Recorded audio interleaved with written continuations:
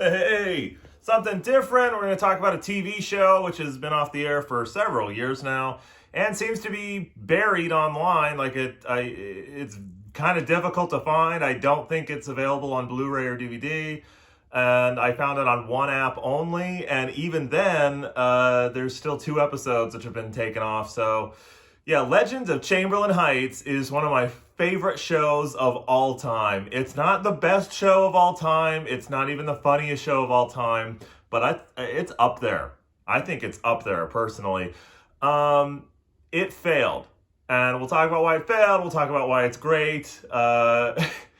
It didn't do well, I suppose, because the animation is terrible. That's one of the complaints that have been registered online quite a bit, but I think it failed primarily for 2 reasons. It has a lot of local references to Southern California, like Diamond Bar, Anaheim, Newport Beach, and lots of different places in LA, and they go to Venice Beach a lot. So if you're not from here, they don't spend any time explaining the geography or the, environment and community of these areas, but they make fun of them really, really well. So if you're from here, I think you should check this show out because it's really, really funny and it satirizes the day-to-day very, very well.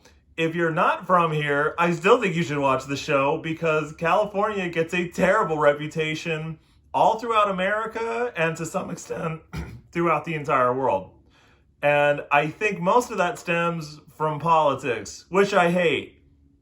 Point of fact, this entire channel started because I stopped watching politics and political news and gossip and wanted to focus on movies and more positive things. And that's overall been a huge blessing in my life, and hopefully to my family. But California has 40 million people in it.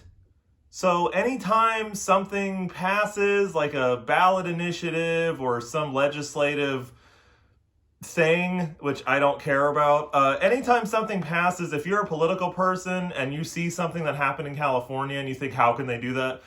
On average, if I recall back when I cared about politics, they passed like 60-40. So out of 40 million people, 40%, maybe 45% of those people didn't want it to happen, and it just happened. And you can't really blame every voter or half of the voters for half or all of the things that happened. But also, corporations run this state. Like, there's so many huge corporations in California, and there's 40 million people, most of whom don't have billions of dollars. So we're kind of at the mercy of this nobility of corporate crap. So they get to do whatever they want, and we live here because the weather is nice. And it is nice. I'm going to go play tennis in a bit. The show is so funny. It has biting satire, and it makes fun of everything that is political, and it makes fun of politics in general, because politics is a stupid, squalid, shameful waste of time. So if you like political satire, but you like silly humor and gross humor, this is the show. This is the show you're going to like. You're going to love this show. It was only on for 2 seasons and 2 half seasons, so it's about 22 episodes. You could watch the whole thing in a day or 2 days. What it is to me, though, is a basketball show. And there's not a lot of sports comedy shows. There's plenty of basketball movies, and I love them, and we'll review them later on the channel. But this is the best basketball show I've ever seen. It's one of the funniest cartoons I've ever seen. Everything they talk about, from NBA to sneaker culture, which I'm obsessed with too, more lately even than when the show was out. So the show is still relevant to me. It should be relevant to millions of people, and I wish they hadn't buried it like they did. It has flaws. Like, I just rewatched the whole show, minus the 2 episodes that weren't available, but I've seen them. I've seen the whole show.